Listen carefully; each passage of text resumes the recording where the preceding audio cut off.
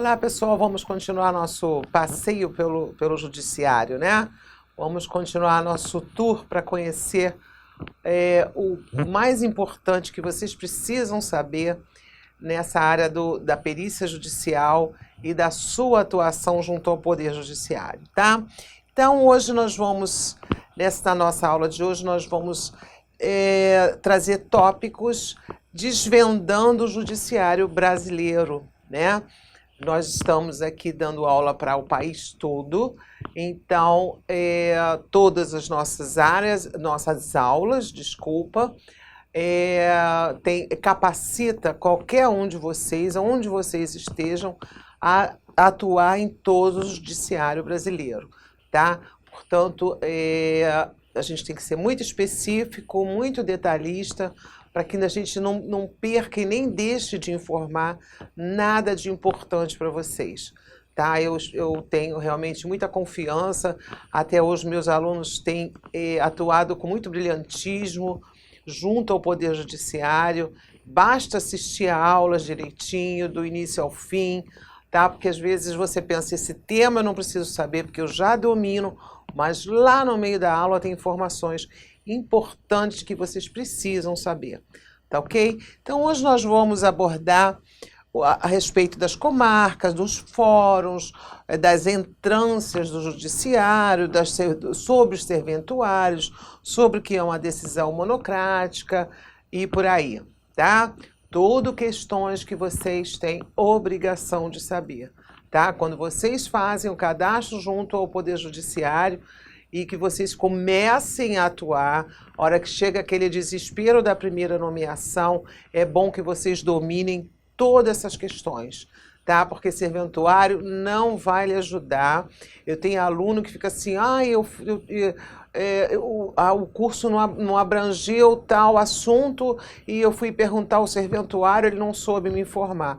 O serventuário não tem obrigação de explicar tópicos a você que você tem obrigação de saber, já que você se dispôs a atuar como perito ou como perita judicial, né?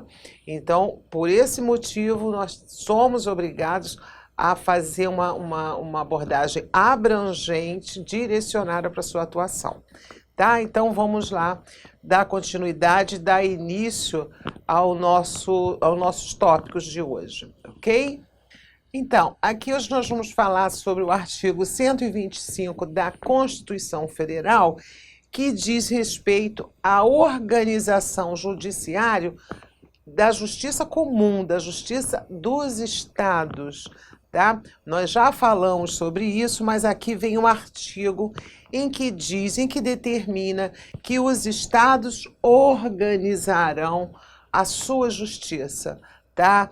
E observando, óbvio, né, os ditames, os princípios da Constituição Federal. Não é que cada estado vai organizar o seu judiciário da forma que quiser. Não, as normas estão na Constituição Federal. Então, essas, obrigatoriamente, os estados têm que cumprir, né? Então, a competência também é definido na Constituição do Estado. Nós temos uma Constituição Federal, gente, mas cada estado, óbvio que seguindo a Constituição que é federal, né? Cada estado tem a sua própria Constituição também, né? E cada judiciário, cada fórum, por exemplo, né? Cada justiça estadual de cada estado, eles têm a lei de organização judiciária. Essa lei de organização judiciária, ela está disponível no site do tribunal do seu estado, e ali está a função de cada serventuário, do oficial de justiça, enfim, de cada um. Está na lei de organização judiciária do seu estado aí, tá bom? Aqui no parágrafo 6º da Constituição Federal, né, do artigo 125 da Constituição Federal, o Constituinte ele determina o quê? O Tribunal de Justiça poderá funcionar de forma descentralizada, tá? A fim de assegurar o pleno acesso do jurisdicionado, ou seja, de qualquer cidadão brasileiro, né, à justiça em todas as fases do processo.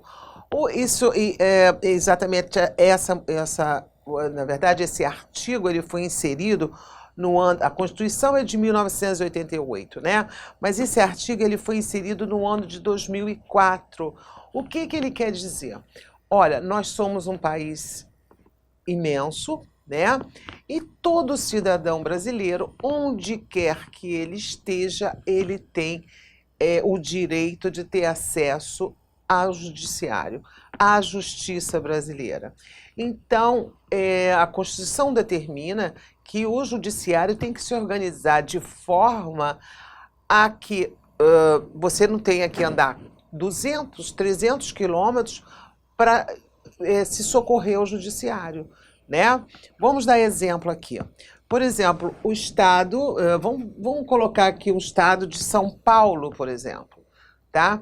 A capital ou outra capital qualquer, né? Então a capital está aqui, tá?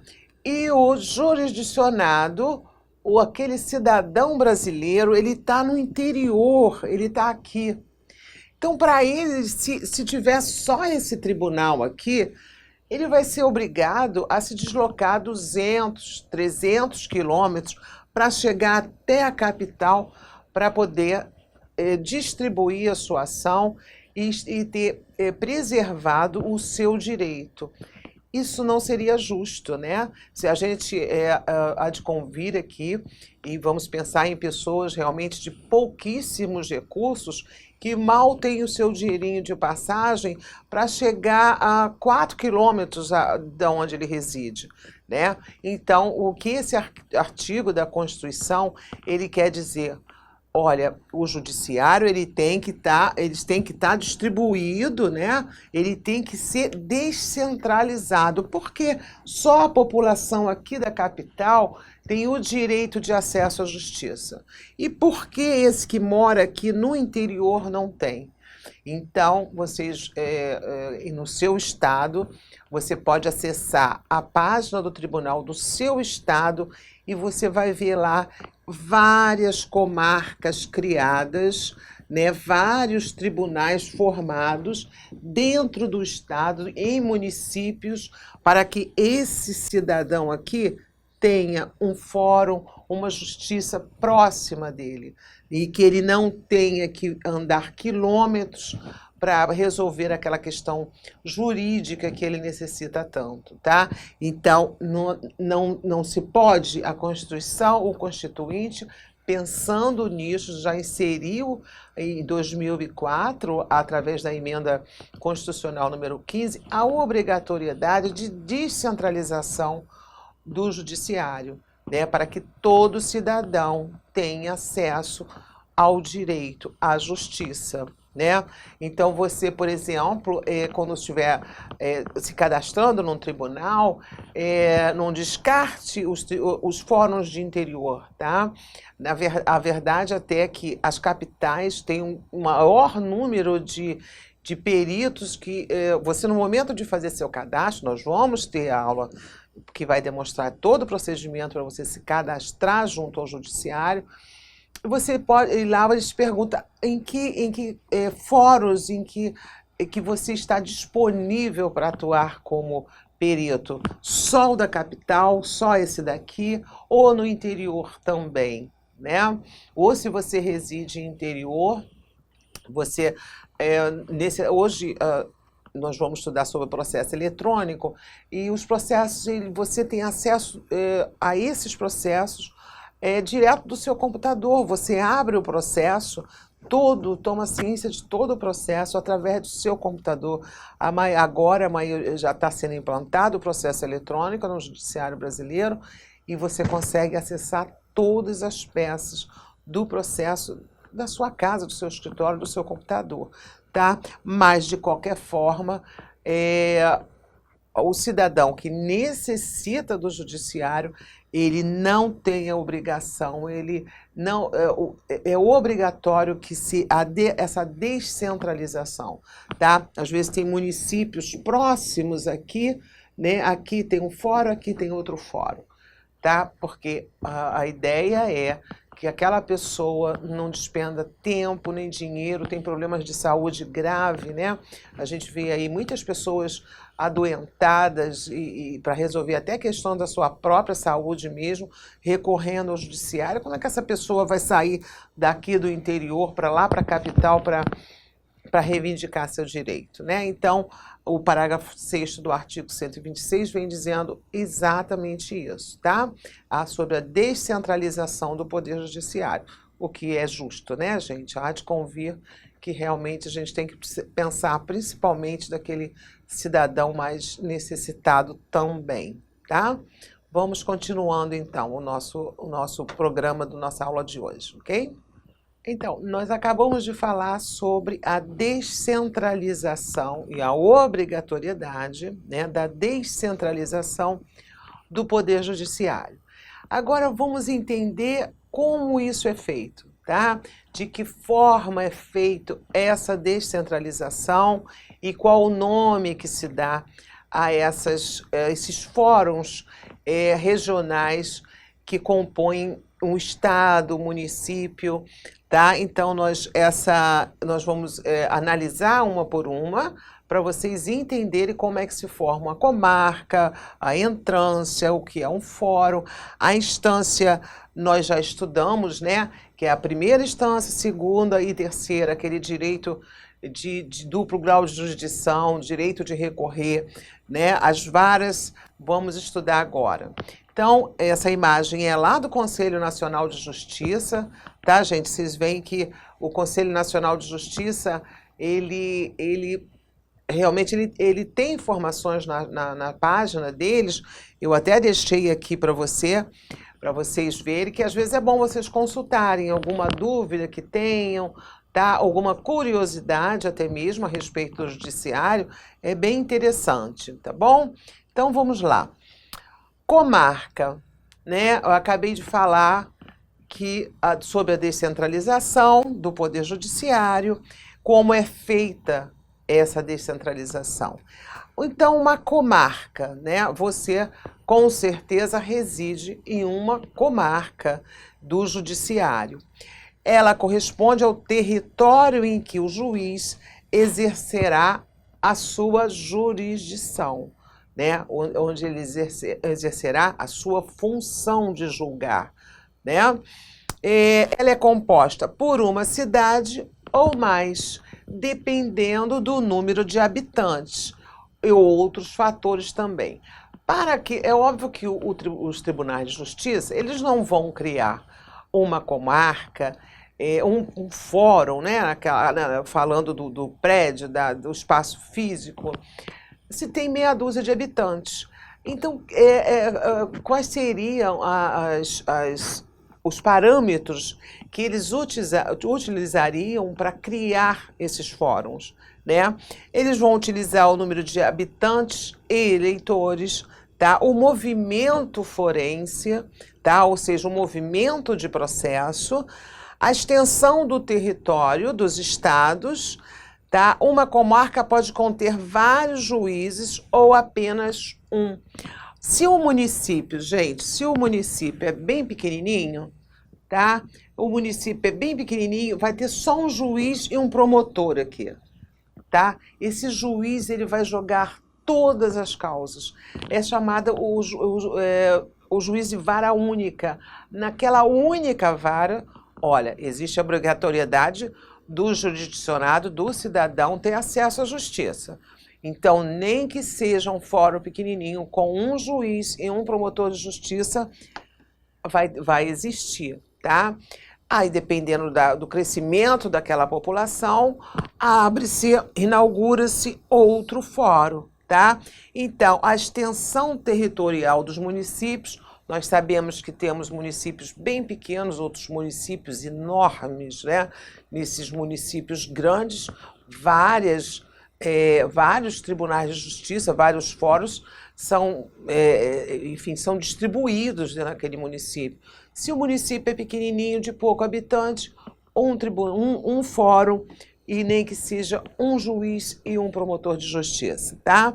Então, uma comarca pode conter vários juízes ou apenas um, no caso de varas únicas. Aí ele funciona em vara única, ele julga tudo, área de família, fazenda pública, criminal, civil, tudo, tá? Em cada comarca atua pelo menos um juiz e um promotor de justiça, conforme eu falei aqui agora, tá ok? Então, esses são os fatores que é considerado para se criar uma comarca, um fórum dentro daquele município, né? Dependendo do município, se muito grande, vários fóruns para atender o jurisdicionado, tá? Sobre o fórum, né, pessoal? O fórum é o espaço físico em que os órgãos do Poder Judiciário exercem suas atividades, né? O juiz, promotor, defensor público, serventuários, né? Lá o prédio, aquele espaço físico onde eles exercem as suas atividades. As varas, nós vamos estudar mais à frente as varas e suas especializações, mas é o local onde o juiz realiza suas atividades. Dentro do prédio do fórum, né? Existem várias varas, olha, meio até difícil de falar, né? Várias varas, dependendo da especialização, da especialidade de cada uma. Então, várias são as varas aqui, né? Então, vocês...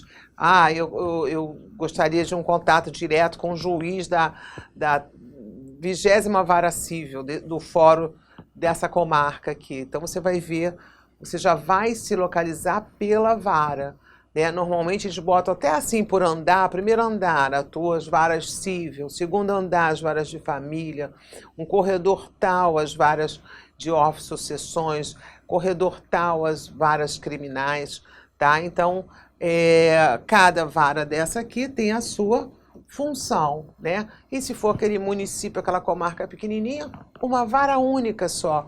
É um prédio pequenininho e aqui só tem uma vara, onde todos os processos vai para aquele mesmo juiz julgar, né? Dependendo daquelas questões que nós, daqueles requisitos que nós acabamos de estudar aqui, tá bom? Então, nós falamos agora das varas, falamos do fórum e falamos das comarcas. Ainda tem uma outra divisão aqui com nome meio estranho, né? Que se chama entrância. O que é uma entrância dentro do judiciário, né? Eles estão ligados à quantidade de varas de uma determinada comarca. Ou seja, uma comarca que possui vara única, aquela que nós acabamos de falar, ela é considerada de primeira entrância. Então, eles começa como primeira entrância e depois, conforme vai aumentando, ela passa para segunda entrância. Comarcas que não possuem uma única vara são as consideradas intermediárias, né? São formadas de segunda entrância. Então, quando vocês forem se cadastrar no tribunal, por exemplo, vocês vão, quando vocês analisarem, vocês verem que tal comarca é de primeira entrância, você já sabe que só tem um juiz lá, tá? E que se for de segunda entrância, ela já passou para uma outra fase, ela já tem mais de um juiz. Então, isso é importante saber, tá?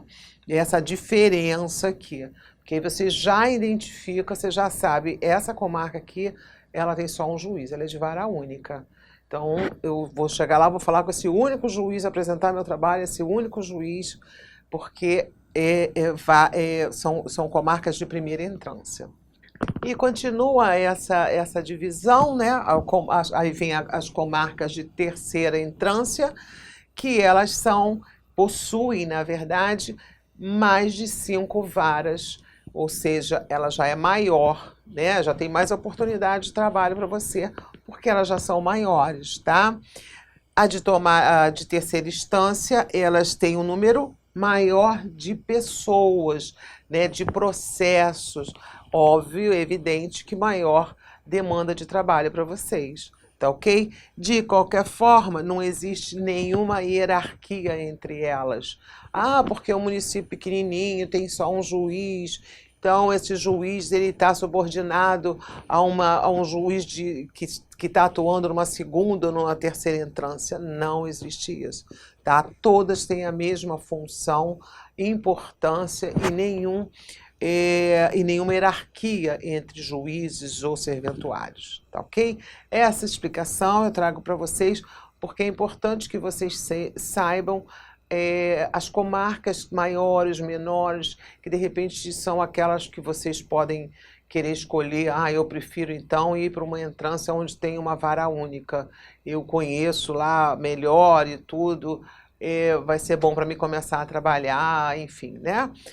Várias questões que vocês podem analisar em relação a essas questões que nós trouxemos aqui agora, ok?